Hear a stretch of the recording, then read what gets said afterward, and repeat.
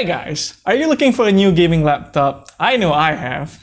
One of the few major considerations I have is the Acer Predator Helios 300. If you're looking at this, well, I've done my research for this, so let me tell you what are the good things and the bad things of this laptop. My name's Simon from Poddo.net, and let's take a look at the Acer Predator Helios 300 gaming laptop.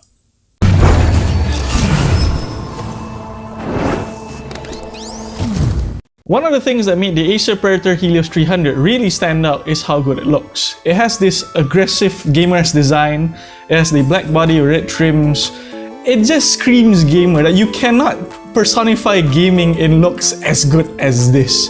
Like if you were to go to an esports tournament and bring this laptop in, people are just gonna go, whoa, chill out bro. I know you're a serious gamer, but you know, chill out. This is how aggressive it looks. Another thing I really like about this laptop is how comfortable the keyboard is. Now, it's not a mechanical keyboard. You're not expecting like a low-profile mechanical keyboard anywhere here. It's just your regular red backlit chiclet keyboard. But it just feels so comfortable to type on. Like my typing speed is generally about the same as me typing on my desktop mechanical keyboard. Like I get about 97, 98 words per minute. Whereas on a mechanical keyboard, I'm looking at about 100 plus, 103, 104 around there. But that's just me, and I guess in a sense this is kind of subjective, so you might need to try this out yourself. But at least for me, with big fingers, big hands, it works great. Another good thing about this laptop is that it has a good amount of ports. Like it doesn't have like a huge array of ports, but it has a decent amount of it. So you have 3 USB-A ports, a USB-C port, it's not Thunderbolt 3 by the way, an RJ45 LAN port, a HDMI port, a full-size SD card reader, a combo audio jack, and a charging port, the proprietary charging port. One thing that's definitely worth highlighting about this laptop is the same reason everyone knows about this, is it has great potential. Now it's powered by the Intel Core i5-8300H and a GTX 1066 gig. At least if you're to know the specs like on its own, it does sound pretty good. It's not just a regular i5 by the way. If you're to compare this i5-8300H, it's actually better than the last generation i7-7700HQ. But there is one major problem, and I cannot emphasize on the word major here. It is actually hindered. The potential is completely hindered by its 4 gigs of RAM. Now, here's the thing. We're in 2018. 4 gigs of RAM is not enough. Your browser alone could just eat up the whole 4 gigs of RAM. Some games, yeah, sure, there is like a minimum requirement of like 4 gigs, but we are also moving towards where the minimum requirements for games is like going up to 8 gigs.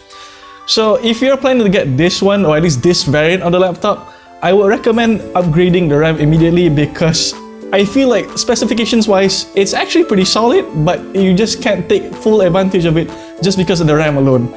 Sure, it has an SSD, but even then, just because you're running like maybe a browser with like 3-4 tabs, or maybe just a few applications, that will actually see major slowdowns all around. So yeah, RAM. But oh yeah, worth noting is that there is 2 RAM slots, so don't worry about it. You can just immediately upgrade if you want. Just get another 4 gig stick, or if you have the money to splurge on it, get 2 8 gig sticks. You will thank me for that. Another problem that is present in the Acer Predator Helios 300 is that the games run generally hot. Now for our review, we benchmarked the laptop with Far Cry 5, Dota 2, and CSGO, with the latter 2 being like popular esports titles that pretty much everyone plays nowadays. And the thing is, CPU and GPU temperatures weren't good. We're looking at 90s and like high 80s by the way, and according to like HW Info, there is thermal throttling, but it is to be expected with this kind of temperature. So as much as you want to think that you might want to reapply thermal paste so it could help with the CPU, it wouldn't really justify much because your GPU temperatures will still be high. You could get an external cooler of some kind, but even then, like, it can only help so much. Now, coming back to my earlier point about the ports, now there is a USB-C port, but it's worth noting that it's not a Thunderbolt 3 port. So if you're planning to actually use an external GPU enclosure for whatever reason, maybe you just needed something more powerful, that's not gonna happen here. So if you specifically need a laptop with Thunderbolt 3, do not consider this one at all, because even if you go for the i7 variant, it's not present. Okay, to conclude, at 3,999 ringgit, the Acer Predator Helios 300 does look good, at least on paper.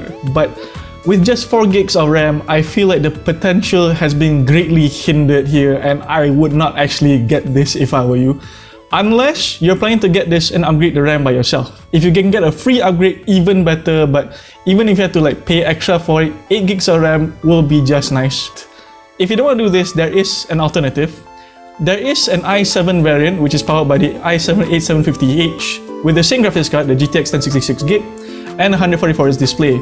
But you're looking at spending an extra 1,000 ringgit, so the price is at 5,199 ringgit, which I feel is actually more worth than getting this because you'll be spending 3,199 on this, and it basically comes with free headaches.